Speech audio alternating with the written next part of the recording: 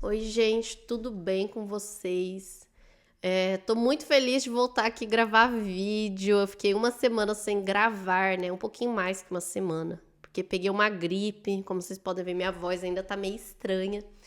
Peguei uma gripe, fiquei sem voz. Depois, logo em seguida, Natal, né? E prepara a ceia, não sei o quê.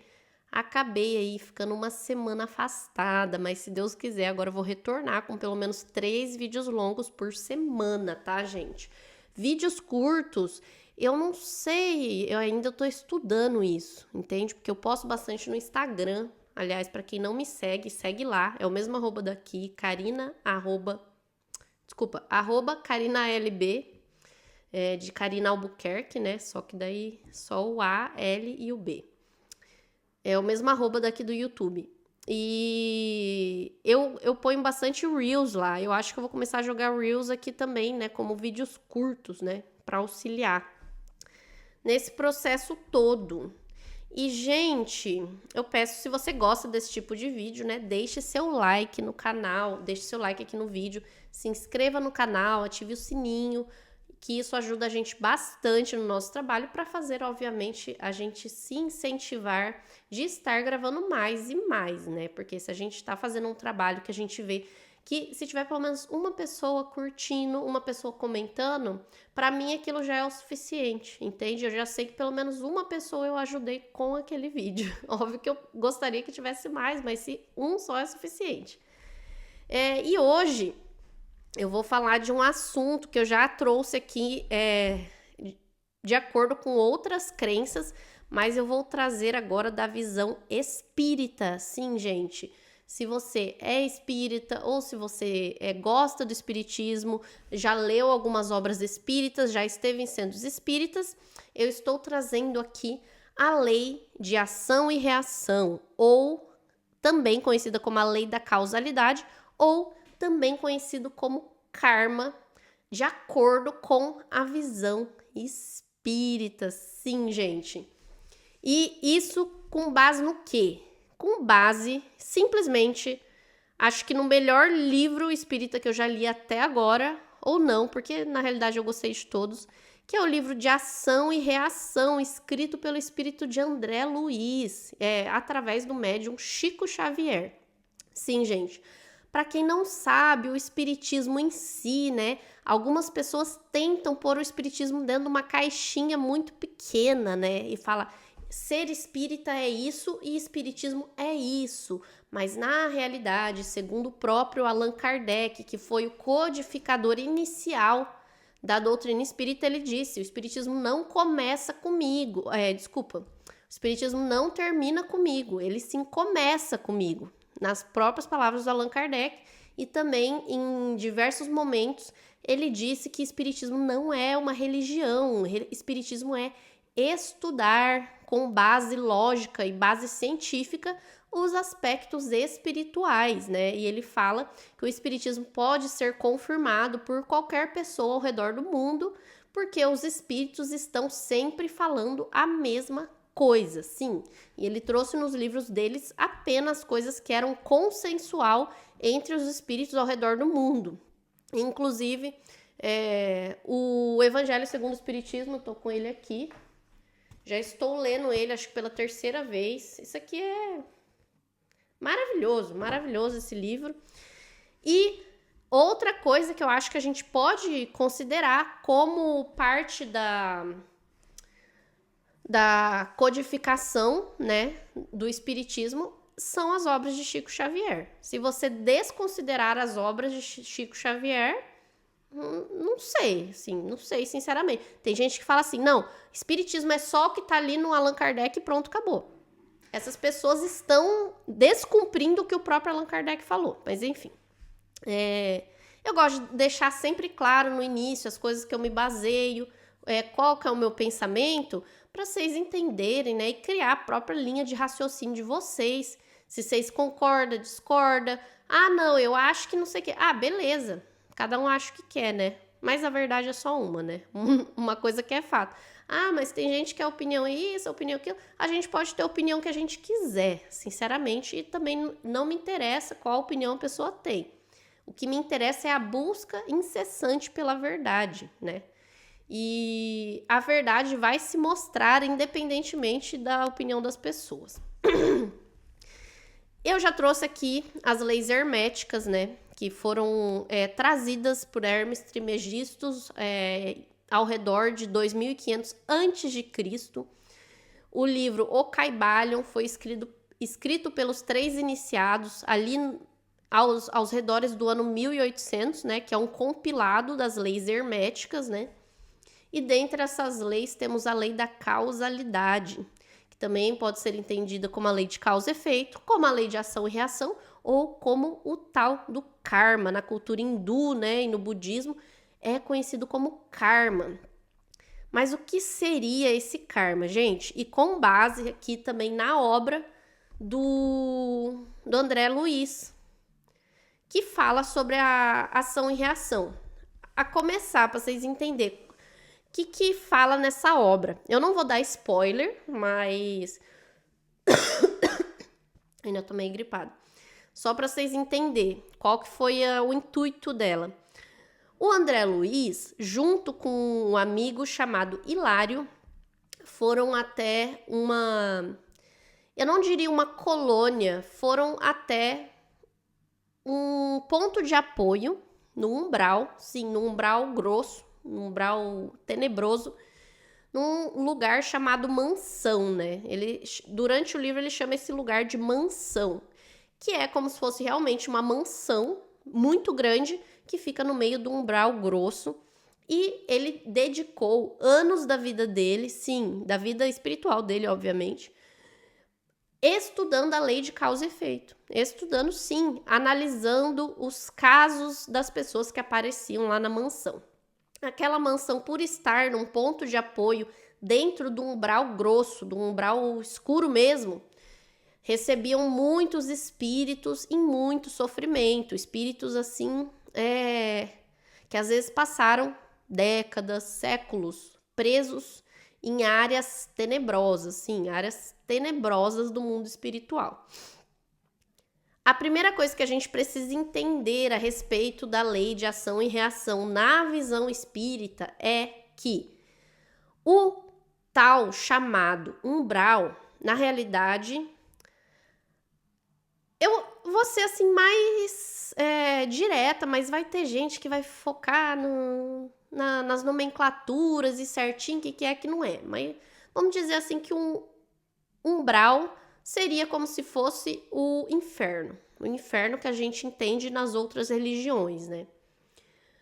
Esse local, ele não é feito para ser daquela forma. Não foi Deus ou o capiroto que desenvolveu aquele lugar e falou, vou fazer um lugar que é extremamente tenebroso para que as almas venham aqui sofrer. Não foi assim que aconteceu. Em todas as obras do André Luiz, nas obras do Allan Kardec também, você vai ver em diversos momentos falando sobre como os locais são um reflexo da nossa mente, né? Da mesma forma que as colônias espirituais, como por exemplo o próprio Nosso Lar. Para quem leu o Nosso Lar, sabe disso, no filme não mostra, mas no livro fala sobre a criação da colônia Nosso Lar. É assim como a sociedade constrói uma cidade, entende? Por exemplo, eu sou do interior do Paraná, Umuarama. Umuarama tem 60 anos de idade. Chegou um momento que aquilo lá era só mato. As pessoas ali se juntaram com o mesmo objetivo e juntas construíram aquele local que hoje é a cidade de Umuarama. Assim também acontece com as colônias espirituais. Elas não estiveram lá sempre, tanto que no livro O Nosso Lar, ele fala lá a idade da colônia. Agora eu não me recordo, mas eu diria que talvez 2 ou 3 centenas de anos. Então não é uma colônia antiga, entende?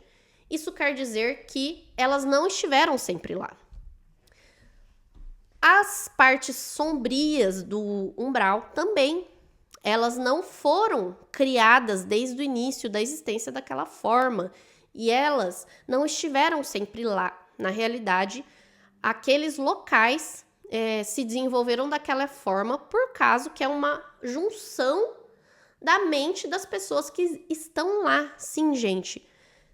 Se você não entende ainda a lei da vibração, a lei do mentalismo, volta aqui nos vídeos que eu falei sobre as leis herméticas, que você vai entender que a nossa realidade é moldada pelos nossos pensamentos.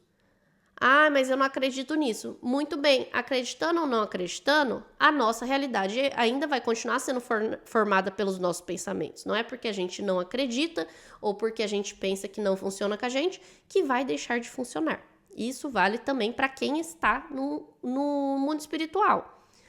E o que acontece? Pela lei da vibração, os espíritos se aproximam de outros espíritos ou de pessoas encarnadas que vibram na mesma frequência que eles. Então, obviamente, uma colônia de luz vai ter espíritos voltados ao bem, enquanto uma colônia umbralina ou um vale, né? Tanto que até comentam do vale daqueles que, né, retiraram a vida de si mesmos. Não sei se vocês já ouviram falar desse vale, né? Se fala muito, não vou falar a palavra aqui. Porque espíritos que vibram na mesma frequência tendem a se juntar. Logo, se juntando, eles formam aquele local que visualmente a gente entende como sendo o inferno, ou, né, nas religiões dizem que é um local de sofrimento eterno. Essa mansão fica localizada num desses locais e ela é como se fosse um ponto de apoio. André Luiz, junto com Hilário, vai lá para estudar os casos das pessoas e entender o porquê que elas estão lá. Tem vários casos aqui, né? Inclusive, tem o Silas, que é um dos instrutores ali da colônia. Ele tem um alto grau hierárquico ali dentro dessa mansão. Esse Silas, que a gente percebe também que os espíritos que estão trabalhando, eles também têm os débitos deles, né? E o que eu entendi é que o karma é como se fosse uma conta bancária. Uma conta bancária com débitos e créditos. Sim, gente. Eles falam nessas palavras mesmo, né? Tem até um capítulo aqui. Deixa eu ver, cadê? Débito estacionário. O que é o débito estacionário? O débito estacionário é a pessoa que não sana a dívida dela e também não piora. Daí o débito fica lá, mas fica parado. Você nem sana ele e nem piora ele. Dívida expirante, sim, tudo que são os capítulos que eu tô lendo o nome dos capítulos e lembrando o que se passa nele. Dívida expirante, o que é a dívida expirante? É a pessoa que sanou todos os seus débitos, a pessoa que se livrou de todos os seus karmas, sim, gente. E a coisa que eu quero passar aqui para vocês é que o espiritismo em si está totalmente de acordo com as leis herméticas, a lei da causalidade, está totalmente de acordo com os ensinamentos de Jesus, que diz que cada um colhe aquilo que semeia. E totalmente de acordo com os ensinamentos de Buda. Ou seja, tá todo mundo tentando falar a mesma coisa. Mas agora sobre essa questão, né, do karma. O que o karma quer dizer, gente? Quer dizer que tudo que vem até nós vem por algum motivo, né? Algumas pessoas vão falar assim, mas por que então aquele meu parente teve uma doença grave? Isso quer dizer que Deus não é justo. Talvez, olhando do ponto de vista material e do ponto de vista de apenas uma encarnação, pareça que aquilo não é justo. Mas talvez aquela pessoa esteja sanando um débito. Então, quando Jesus Cristo diz, bem-aventurados os aflitos, bem-aventurados os que sofrem. Por que os que sofrem são bem-aventurados? Porque aquele sofrimento muitas vezes é uma dívida que está sendo paga. Mas entenda, não quero que ninguém aqui fique focado na questão do sofrimento. Porque, obviamente, como a nossa mente cria a nossa realidade, se você só se focar em sofrimento, aí você pode acabar aumentando ou prolongando um processo que poderia ser muito mais simples. Mas isso aqui é para te dizer, para você encarar a vida com estoicismo. Eu vou falar isso todos os meus vídeos. Encarar a vida com estoicismo. Se preocupar apenas com o que você consegue mudar. Aquelas coisas que parecem ser ruins, por mais que elas sejam desagradáveis. E todos nós temos coisas desagradáveis, alguns mais do que outros. A gente não pode nunca olhar para aquilo como a injustiça divina. A gente não pode olhar para aquilo com raiva, com rebeldia.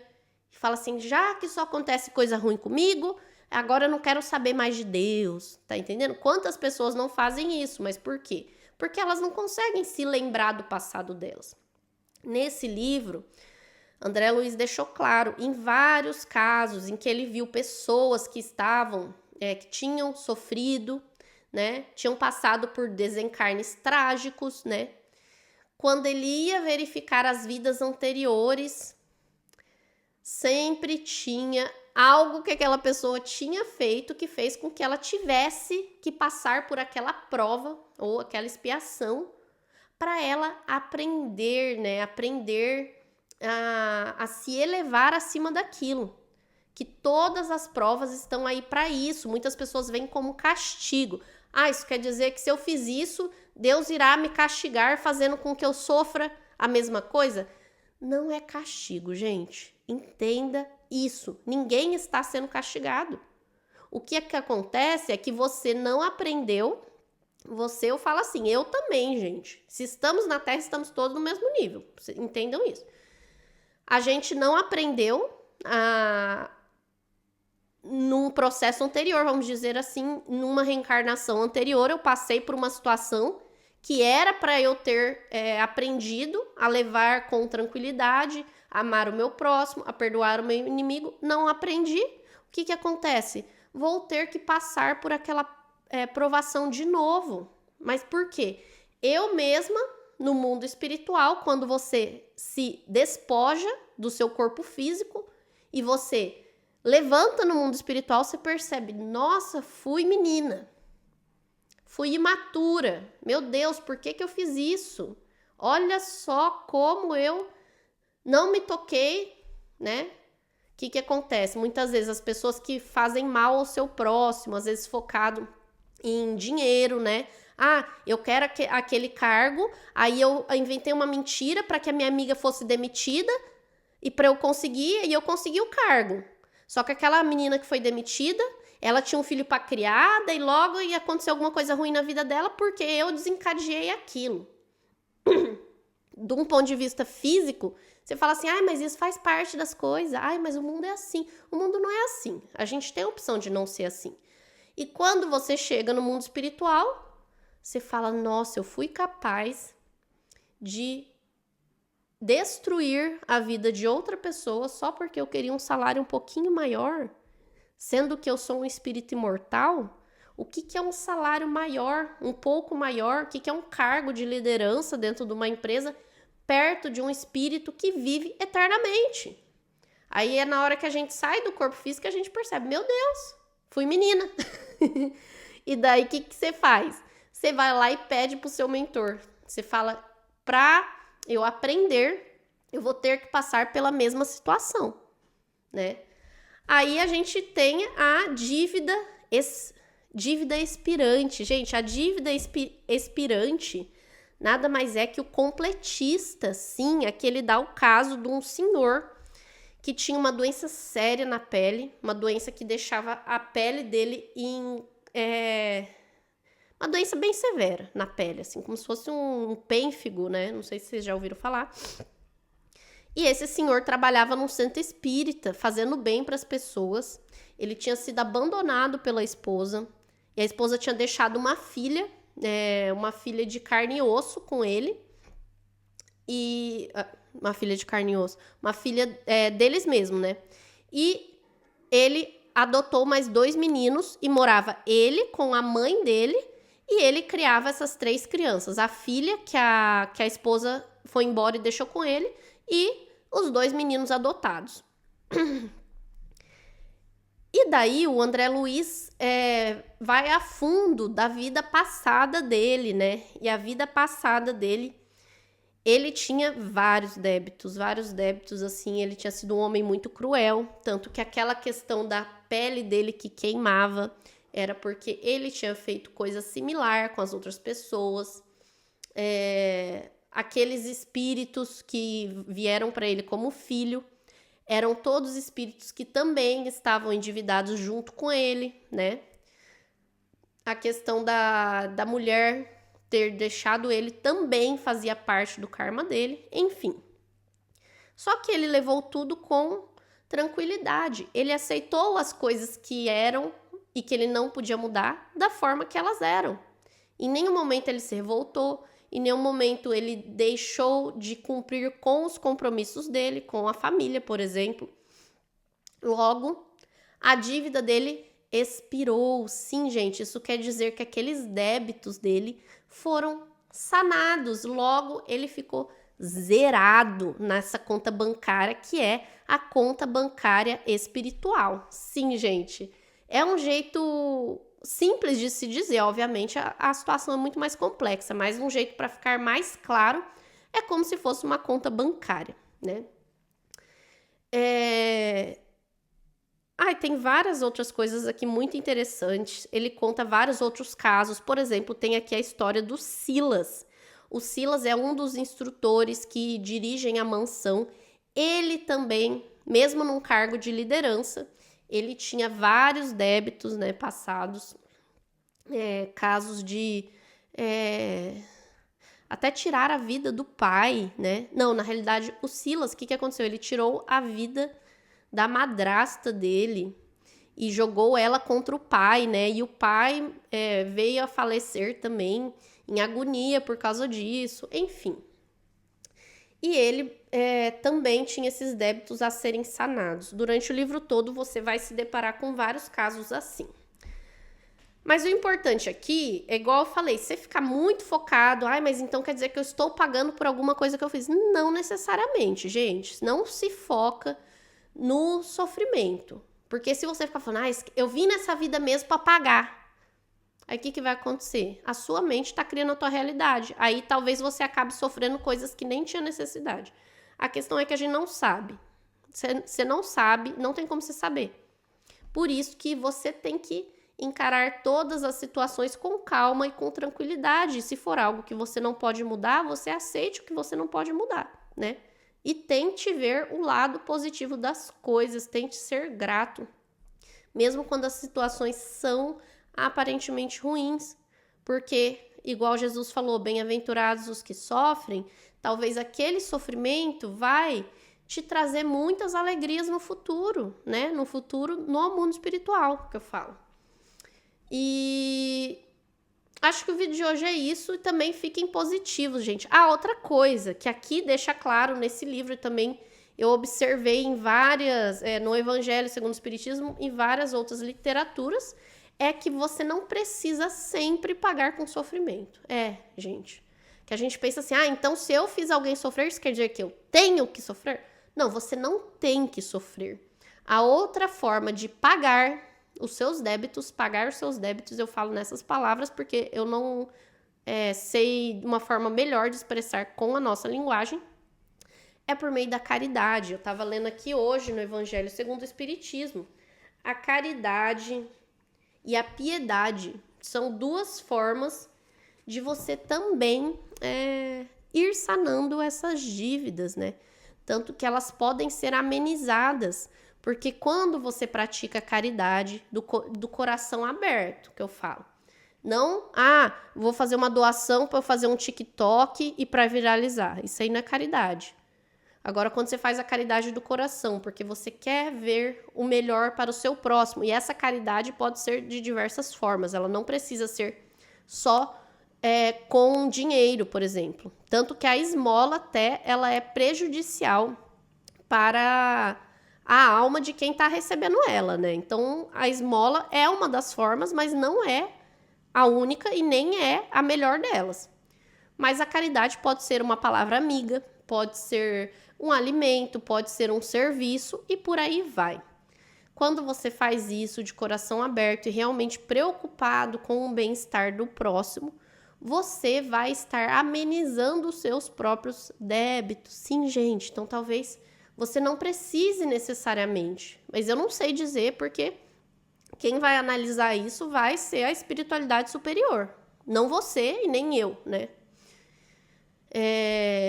Mas esses débitos podem ser sanados por meio da caridade, do auxílio ao próximo. Por isso que Chico Xavier disse que no futuro haverá apenas uma religião e o nome dela será caridade. Sim, gente, porque não vai ter necessidade de um dogma que limita as pessoas. Não, as pessoas vão ser livres e quando todos entenderem essa realidade, né, essa realidade da caridade, aí sim, talvez a gente acorde em um mundo melhor.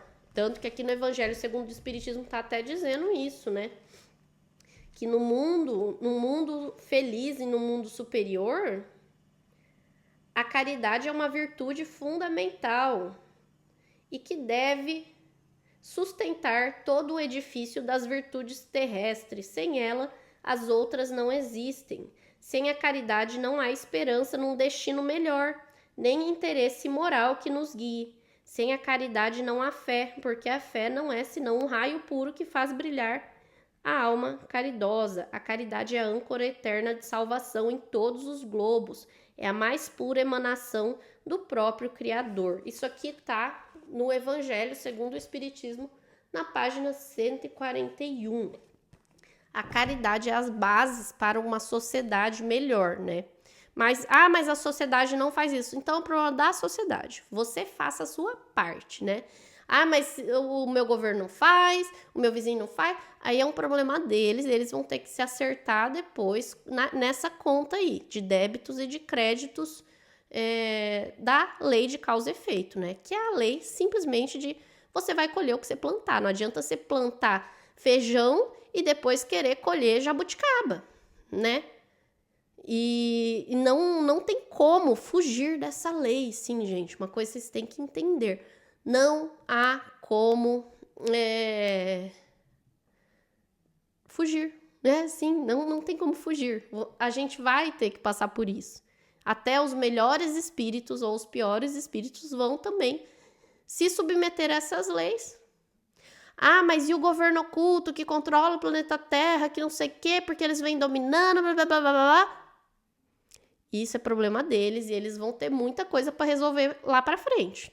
Mas então você cuide do seu próprio jardim, né? Plante só aquilo que você gostaria de colher e pare de se preocupar com o jardim do vizinho. Sim, gente, ninguém irá colher a colheita, a semeadura do outro.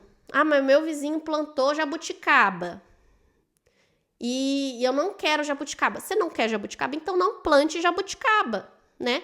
Você quer goiaba? Plante goiaba. Mas se meu vizinho plantou jabuticaba do meu lado, aí é o problema do seu vizinho. Ele não vai poder pular o muro e comer das suas goiabas. Nas leis divinas não tem como isso acontecer. Uma das coisas que regem o nosso universo que é impossível de ser quebrado. É igual a lei da gravidade. Não tem como ser, aqui no mundo físico, quebrar a lei da gravidade. Falar assim, não, mas eu não quero. A minha máquina fazendo a musiquinha. Eu não quero ter que viver sobre a gravidade. Eu quero flutuar. Não tem como. Mesma coisa, a lei de causa e efeito. Esse vídeo, gente, é primeiro para recomendar o livro do André Luiz. Todos os livros dele são excelentes. Escritos pelo médium Chico Xavier, temos 13 livros. O livro Ação e Reação é o livro número 9 da série, né? O Nosso Lar é o primeiro, Os Mensageiros o segundo, mas fora esses dois temos ainda mais 11 livros. Para mim, a melhor forma de entender o mundo espiritual, como funciona, como que as coisas acontecem, como para a gente até se preparar, né? Como que vai ser para a gente no momento do nosso desencarne, porque, gente, vamos concordar, se somos espíritos imortais e a gente fica uma parte mínima da nossa imortalidade aqui no mundo físico. A gente tem que sim se preparar para o momento da volta ao mundo espiritual. Isso aí para mim, é uma questão lógica básica, né?